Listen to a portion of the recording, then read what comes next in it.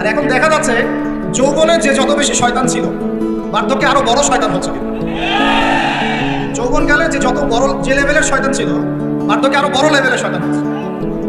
একদম মনে করেন যে বয়স হয়ে গেছে 50-60, তারপরে দুনিয়ার মোহ নেশা যাচ্ছে না। আরো কিভাবে 10টা ফ্ল্যাট, একটা ফ্ল্যাট আছে, আরো কিভাবে আরো একটা হবে। হ্যাঁ, 10 বিঘা জমি আছে, আরো কেমনে 5 বিঘা হবে। এই ব্যবসার এই অবস্থা আরো কেমনে বেশি হয়।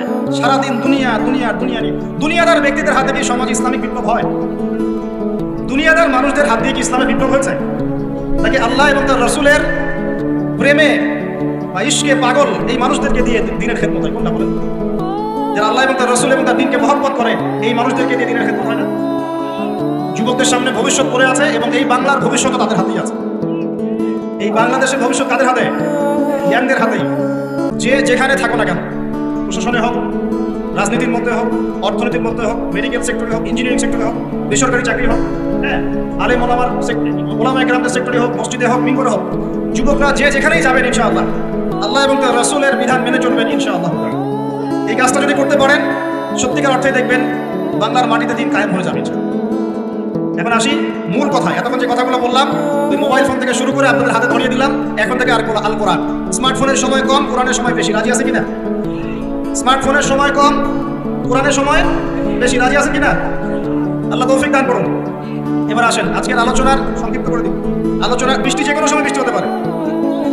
আল্লাহ পাক আমাদেরকে আলোচনাটা সুন্দরভাবে শেষ করা তৌফিক দান করুন। আমি আজকে আপনাদেরকে 10টা পয়েন্ট বলবো। কয়টা পয়েন্ট ভাই? টাইটেলটা এভাবে দিবেন, সমাজ পরিবর্তনের জন্য তাসকিয়া বা আত্মশুদ্ধির গুরুত্ব। কথা বলেন আমার সাথে। সমাজ পরিবর্তনের জন্য তাসকিয়া বা আত্মশুদ্ধির গুরুত্ব। সমাজ পরিবর্তন হোক আপনি চান কিনা? নাকি যে অবস্থায় আছে এই অবস্থায় আপনি সন্তুষ্ট? সমাজের মধ্যে সুদ আছে, আপনি সন্তুষ্ট? সমাজে মেয়েরা বেপরদায় চলাফেরা করছে, আপনি কি সন্তুষ্ট? সমাজে বহু মানুষ আছে বেনামাজি ঘুরে বেড়ায়, আপনি কি সন্তুষ্ট? সমাজে বহু যুবক ছেলে পেলে মাদকদ্রব্য সেবন করে, আপনি কি সন্তুষ্ট? সমাজে বহু মেয়ের ইজ্জতহানি হচ্ছে, ইফতিজিং হচ্ছে, ধর্ষণ হচ্ছে, আপনি কি সন্তুষ্ট? সমাজে অনেক মানুষ দুর্নীতি করছে, আপনি কি সন্তুষ্ট?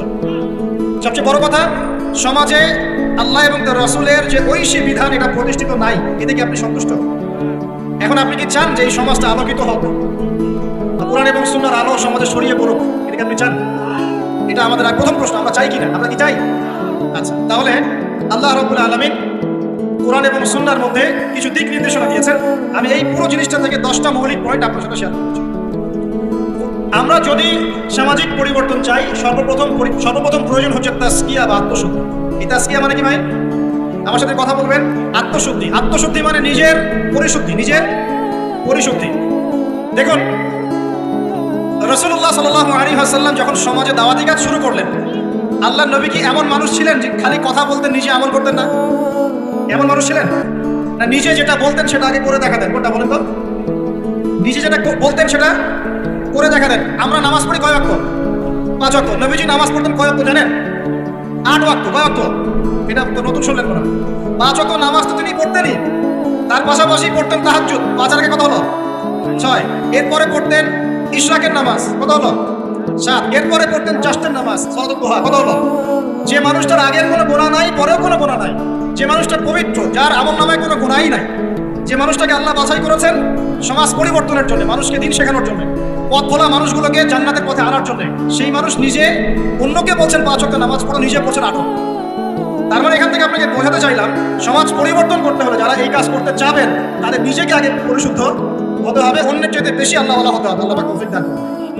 তাসকিয়া মানে হলো আত্মশুদ্ধি। আত্মশুদ্ধি সম্পর্কে আল্লাহ পাক বলেন, বিসমিল্লাহির রহমানির রহিম, আল্লাহ বলেন, ক্বাদ আফলাহা মান যাক্কাহা। যে ব্যক্তি আত্মশুদ্ধি অর্জন করেছে সে সফল হয়ে গেছে। বলেন সুবহানাল্লাহ। যে ব্যক্তি আত্মশুদ্ধি অর্জন করতে পেরেছে সে সফল হয়ে গেছে। ওয়াকাদ খাবা মান দাসাহা। আর যে ব্যক্তি আত্মশুদ্ধি অর্জন করতে পারে নাই সে ব্যক্তি ধ্বংস হয়ে গেল। আত্মশুদ্ধি মানে আত্মার পরিশুদ্ধি। এখানে একটু বোঝেন আমার সাথে। আমরা নামাজ পড়ি, ফিজিক্যাল ভূমিকা এখানে আছে কিনা? নামাজে ফিজিক্যাল ভূমিকা আছে কিনা? এই যে নামাজে বাহ্যিক শারীরিক কিছু কার্যকলাপ আছে কিনা? কিন্তু এই নামাজটাই যদি আমি মনের মধ্যে রিয়া নিয়ে পড়ি, নামাজ কবুল হবে কিনা? কথা বলেন। আচ্ছা, তার মানে নামাজ পড়ার সাথে সাথে অন্তরের পরিশুদ্ধিও দরকার আছে। আপনি এখন যাকাত দিচ্ছেন, নামাজ পড়ছেন, সওম রাখছেন, সব কি শারীরিক ইবাদত না? শারীরিক আর্থিক ইবাদত না? হজ করছেন, উমরা করছেন, সব শারীরিক ফিজিক্যাল ইবাদত। কিন্তু মনের মধ্যে আছে অহংকার, মনে আছে রিয়া, মনে আছে কুফরি, মনে আছে নেফাক। এখন ইবাদত কবুল হবে কিনা? তার মানে বাহ্যিক ইবাদতের সাথে অভ্যন্তরীণ পরিশুদ্ধি না থাকলে আমাদের ইবাদত কবুল হচ্ছে না। একজন ব্যক্তি ইসলামের সব মানে ভেতরে মুনাফিকি, এই নফসের এই দোষের কারণে তার কি এই ঈমান কোনো কাজে দিবে কিনা? মনে করেন আব্দুল্লাহ বিন উবাইয়ের মতো একজন মানুষ যে মুখে মুখে স্বীকার করেছে যে হ্যাঁ আল্লাহ ছাড়া কোনো ইলাহ নাই, মুহাম্মদ সাল্লাল্লাহু আলাইহি ওয়াসাল্লাম আল্লাহর রাসূল, মুখে স্বীকার করেছে কিন্তু মনে মনে ইসলামকে স্বীকার করে নাই, ভিতরে ভিতরে ইসলামের সাথে শত্রুতা করে, গাদ্দারি। মনের এই দোষের কারণে তার বাহ্যিক এই যে স্বীকৃতি এটা কাজে আসবে কি আসবে না? আসবে? আসবে না। মনে করেন আপনি খুব আমল করছেন মাশাআল্লাহ, কিন্তু আকীদার মধ্যে খুব গলদ আকীদা আছে, আকীদার মধ্যে গলদ আকীদা আছে। যেমন যেমন একটা গলদ আকীদা হচ্ছে আপনি মনে করেন যে ইসলামের কিছু অংশ মানলেই হয়, কিছু অংশ না মানলেও চলে। ইসলামের বিধান ওই যুগে চলতো, এই যুগে চলে না। ইসলামের কিছু বিধান আছে যেগুলো এখন পালন করা যায় না, আগে যেত। আকীদায় গলদ। কেউ যদি মনে করে যে তাকদীর বা ভাগ্য বলতে কিচ্ছু নাই, আমি যা করবো তাই পাবো।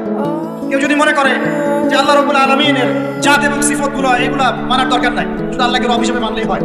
মানে এরকম অনেক গলদ আকীদা আছে, কিন্তু এটা নিয়ে আলাদা লেকচার দেওয়া যায়। এখন ইবাদতের আমল সে করছে ঠিকই, কিন্তু আকীদার মধ্যে গলদ বিশ্বাস আছে, এখন তার ইবাদত কবুল হবে কিনা? কথা বলেন, হবে না। একজন ব্যক্তি মনে করেন সুন্নতের উপর আমল করছে, কিন্তু মুহাম্মদ সাল্লাল্লাহু আলাইহি ওয়াসাল্লামের শানে এবং তার অবমাননায় তার অন্তর কলিজা কাঁপে না। কথা বুঝতে পারছেন কি? সুন্নাহর উপর আমল করছে ঠিকই, কিন্তু মুহাম্মদ সাল্লাল্লাহু আলাইহি ওয়াসাল্লামের মহব্বত ভালোবাসা তার ভিতরে নাই, ইবাদত কবুল কতটুকু হবে চিন্তা করুন। এই যে ভিতরের বিষয়গুলো, অন্তরের সাথে সম্পৃক্ত বিষয়, ভিতরের আকীদা, ভিতরের মহব্বত, আল্লাহর প্রতি ভয়, আল্লাহর প্রতি একটা ইহসান, মনটাকে রিয়া মুক্ত করা, অহংকার মুক্ত করা, হ্যাঁ, অন্যের প্রতি বিদ্বেষ মুক্ত করা, তারপরে কুফর নিফাক এগুলো মুক্ত করা, এই যে অন্তরের সাথে সম্পৃক্ত বিষয়গুলোই এই তাজকিয়া বা আত্মশুদ্ধির মৌলিক বিষয়। আমার কথা কি বুঝতে পারছেন? এখন কিভাবে এটাকে পরিশুদ্ধ করব? বিশ্বাস করেন, ভিতরটা যদি পবিত্র থাকে, বাহিরের ইবাদত অল্প হলেও জান্নাতে যাবেন ইনশাআল্লাহ। ভিতরের বিষয় যদি পবিত্র থাকে, বাহিরের আমল যদি কমও হয়, ইনশাআল্লাহ আপনি জান্নাতে যাবেন। বিশ্বাস করছেন না? এক ব্যক্তির কথা শোনাই তাহলে বুঝবেন। সে এত বেশি পাপ করেছিল যে তার সন্তানদেরকে বলেছে আমার মৃত্যুর পরে আমার লাশটাকে পুড়িয়ে ফেলবে, ছাইগুলো অর্ধেক বাতাসে ভাসিয়ে দিবে, অর্ধেক ছাই সমুদ্রে ভাসিয়ে দিবে। ঠিক আছে, এটা তো হাদিস আপনারা জানেন, আল্লাহ পাকের জানা আছে। এখন সন্তানরা তাই করেছিল, আল্লাহ পাক তাকে আবার জীবিত করে বলেছেন যে কেন এই কাজ করেছিল? সে বলেছে মিন খাশিয়াতিকা ইয়া রাব্বি, আল্লাহ তোমার ভয়ে কাজ করেছি।